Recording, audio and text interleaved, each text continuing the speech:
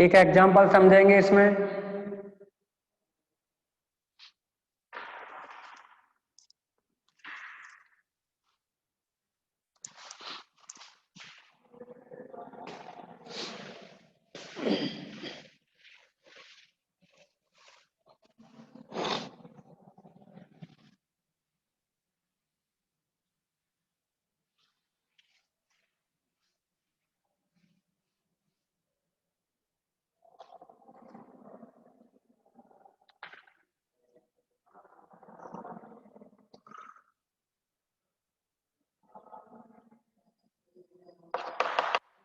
कोई भी ग्राफ आपको दिया होगा,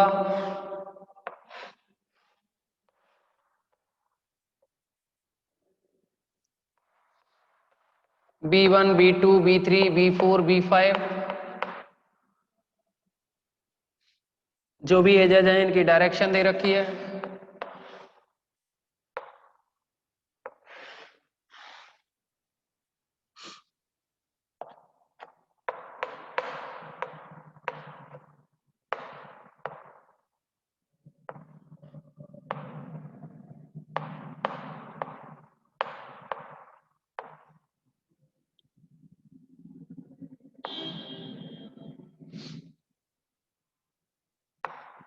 जितनी भी एजेज हैं उनके लिए डायरेक्शन दे दी है इसमें।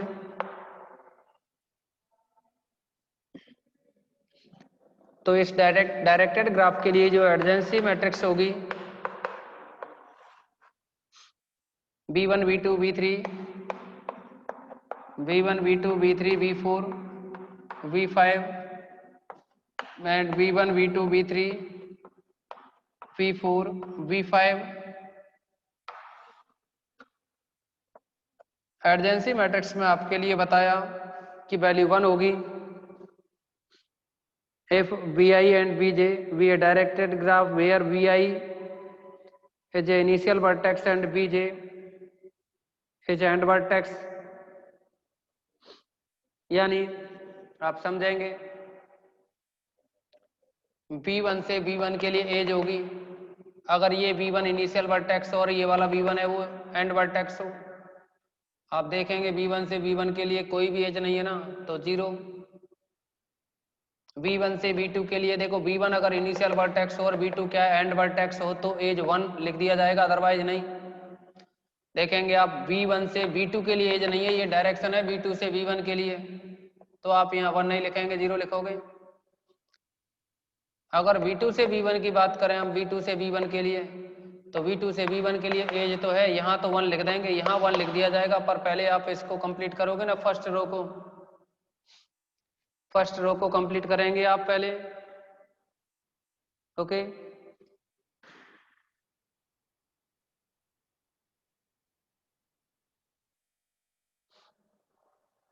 नेक्स्ट समझेंगे आप इसमें।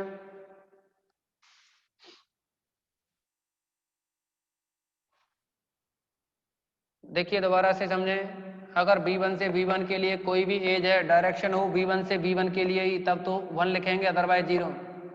B1 से B1 के लिए कोई एज नहीं है ना, 0। V1 इनिशियल वर्टेक्स और V2 क्या है एंड वर्टेक्स हो, तो ऐसी एज है क्या V1 V2 के लिए? देखो ऐसी कोई एज नहीं है जिसका इनिशियल वर्टेक्स V1 और एंड वर्टेक्स V2 हो। देखो यहाँ तो इनिशियल कहाँ V2 है, वो इस एज का इनिशियल वर्टेक्स है और V1 एंड वर्टेक्स है, तो इसीलिए यहाँ भी 0 ही रखा जाएगा, 1 नहीं होगा।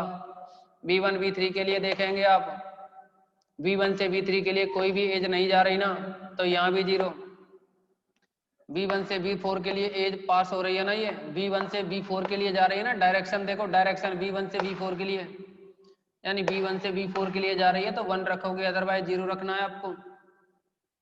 नेक्स्ट, B1 से B5 के लिए भी एज पास हो रही है, B1 से B5 के लिए भी पास हो रही है, तो 1।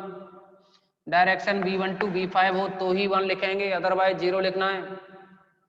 नेक्स्ट, B2 से B1 के लिए, B2 से B1 के लिए जा रही है ना एक एज, B2 से B2 के लिए कोई भी एज नहीं है, तो यहाँ वैल्यू 0 रखेंगे। B2 से B3 के लिए, B2 से B3 के लिए पास हो रही है, इसीलिए 1। B2 से B4 के लिए, B2 टू B4 पास हो रही है ना, इसको भी 1। B2 से B5 के लिए कोई भी एज नहीं है, ये तो B5 टू B2 है, B2 से B5 के लिए नहीं है एज, ये तो डायरेक्शन देखें तो B5 से B2 के लिए है, इसीलिए 1 नहीं लिखेंगे, यहाँ 0 लिखा जाएगा। अब B3 टू B1 देखेंगे, B3 से B1 के लिए एक एज है ना, ये B3 से B1 के लिए तो 1 रखेंगे। B3 से B2 के लिए एज नहीं जा रही है, ये तो आ रही है ना, इसीलिए 0। B3 से B4 के लिए भी कोई एज नहीं है तो 0। B3 से B5 के लिए एज नहीं, B3 से B4 के लिए नहीं है ना, सॉरी, B3 से B3 के लिए नहीं है तो 0, B3 से B4 के लिए नहीं तो भी 0, B3 से B5 को भी नहीं है तो भी ये 0। नेक्स्ट, B4 से B1 के लिए, B4 से B1 के लिए एज नहीं है, B4 से B1 के लिए नहीं है, बट ये तो B1 टू B4 है, इसलिए 0 रखोगे। Next, B4 to B2, B4 से B2 के लिए एज नहीं है ना, तो ये भी 0। B4 से B3 के लिए एज, B4 से B3 के लिए एक एज पास हो रही है ना, तो 1 रखेंगे। नेक्स्ट, B4 से B4 के लिए एज कोई भी पास नहीं हो रही ना, लूप कोई भी नहीं है ना, 0। B4 से B5 के लिए एज नहीं है, ये तो उल्टी डायरेक्शन है ना, इसीलिए ये भी 0। Next, B5 to B1, B5 से B1 के लिए कोई भी डायरेक्शन नहीं है तो 0। B5 से B2, B5 से B2 एक एज जा रही है ना, 1 रखेंगे। B5 टू B3, B5 से B3 के लिए कोई भी एज नहीं है, 0। B5 to B4, B5 to B4 एक एज है ना, 1 रखेंगे। B5 से B5 के लिए कोई भी एज नहीं है, 0 रखेंगे। आप देखेंगे इसमें जितने भी डायगोनल है ना, इनकी जो देखिए इसमें जितने भी ये जो मेन डायगोनल है, और क्या बनेगा, 0 रहेगा इसमें। ओके, अब नेक्स्ट हेडिंग डालेंगे, पहले इसका स्क्रीनशॉट लें, सभी स्टूडेंट स्क्रीनशॉट लें, और आज आपकी एक यूनिट कंप्लीट हो जाएगी। Okay,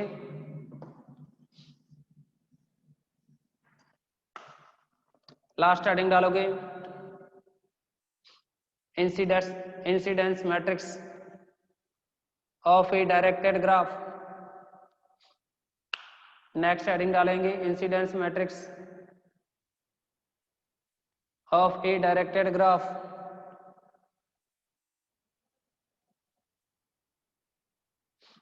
incidence matrix of a directed graph.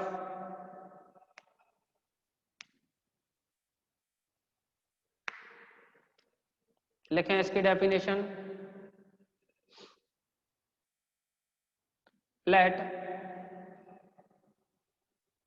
capital D be a simple directed graph. Let capital D be a simple directed graph.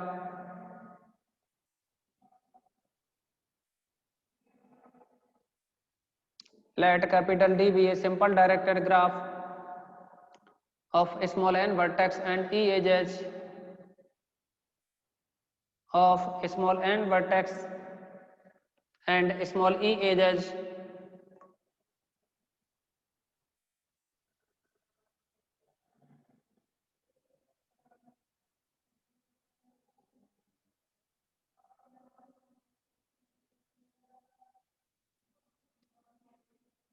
then incidence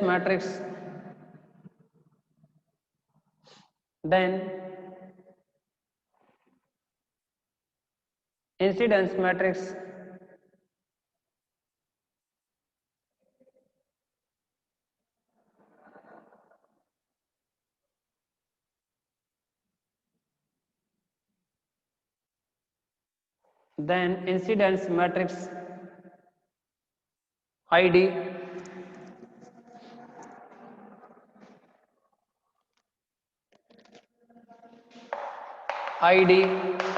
equal to Aij of m cross n, Aij of m cross n m cross n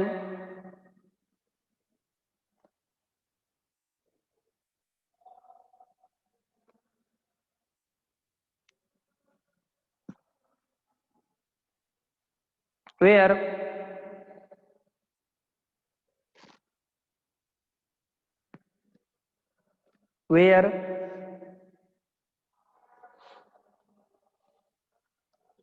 aij equal to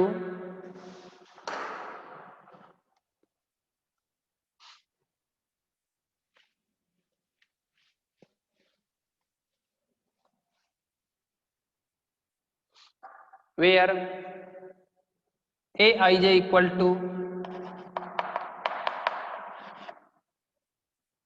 1 -1 और 0 1 1 के सामने लिखें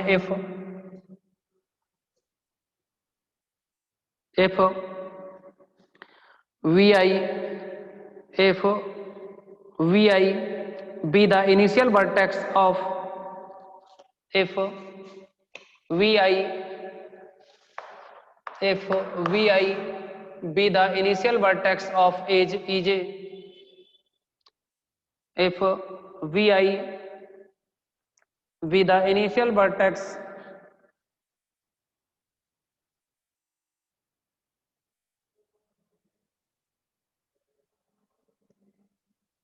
of edge ej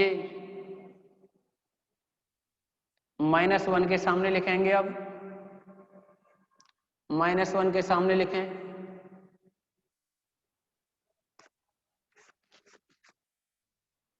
-1 के लिए लिखोगे आप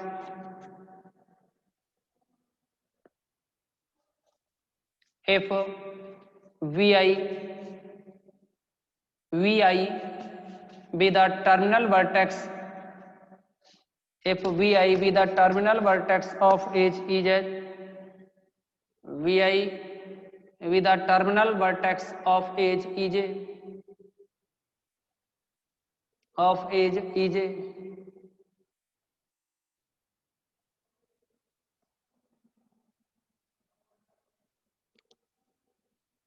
और 0 के सामने लिखें अदरवाइज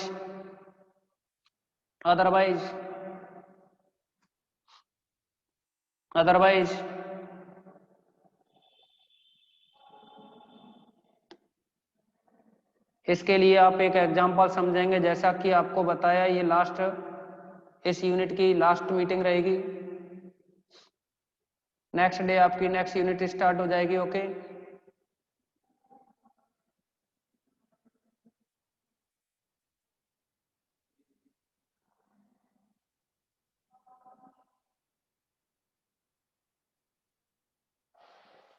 इसके लिए एग्जांपल समझें आप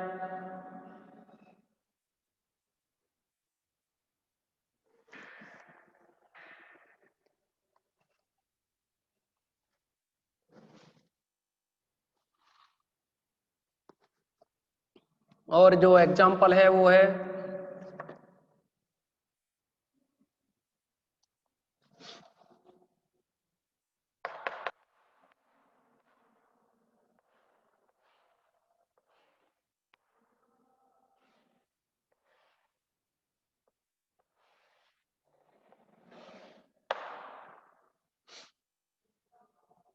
vertex v1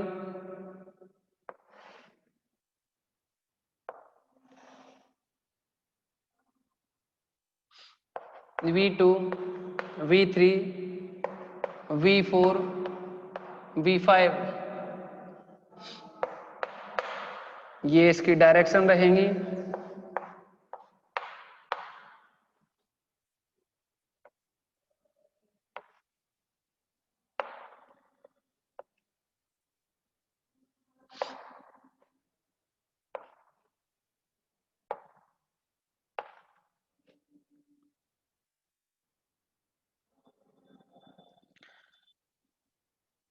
E1 E2 E9 E3 E7 E8 E5 E6 okay अब देखिए इसका जो इंसिडेंस मैट्रिक्स जो बनेगा आईडी, आप देखेंगे इसमें जो टोटल एजेज हैं वो 9, E1, E2, E3, E4, E5, E6, E7, E9, E8, E9।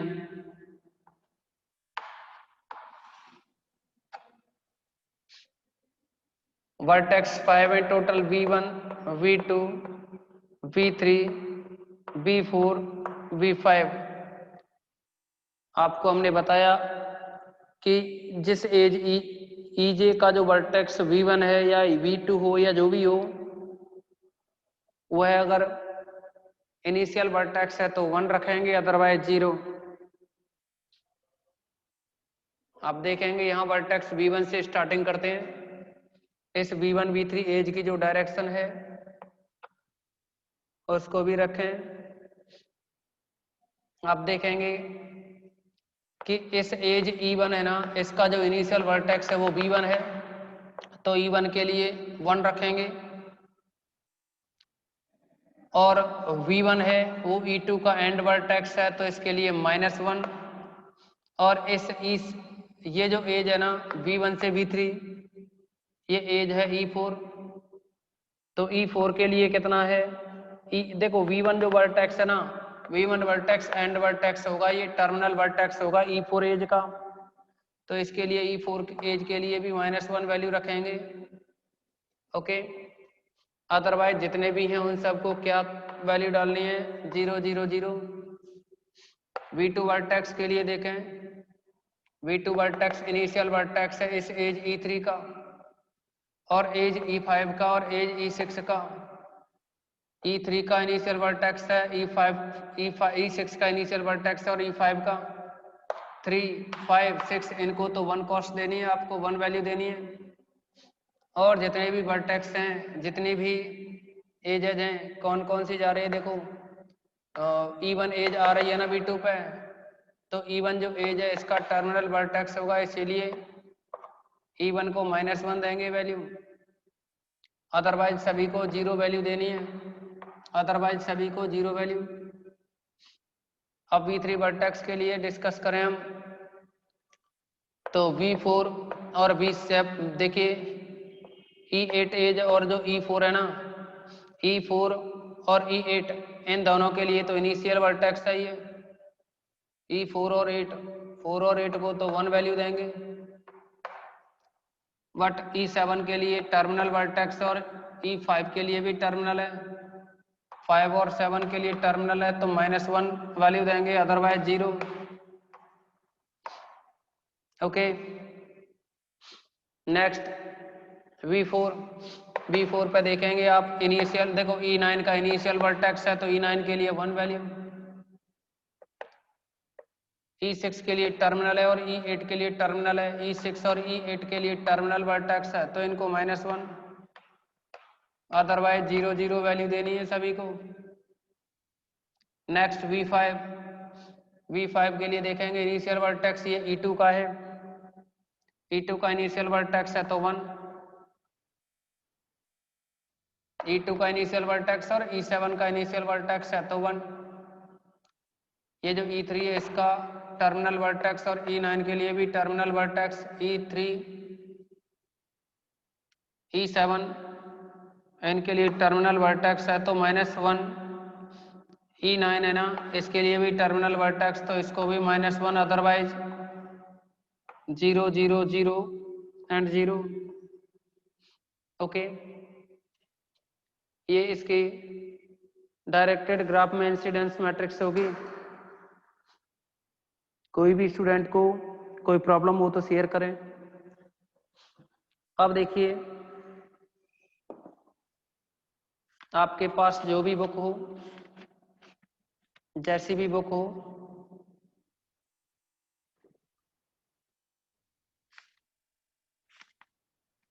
ना भी हो तो कोई दिक्कत नहीं, वैसे हो तो अच्छी बात है, बुक रखो।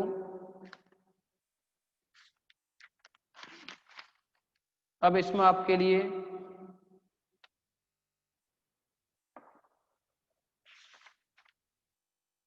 नेक्स्ट यूनिट स्टार्ट की जाएगी। ओके, ये यूनिट कंप्लीट होती है आपकी।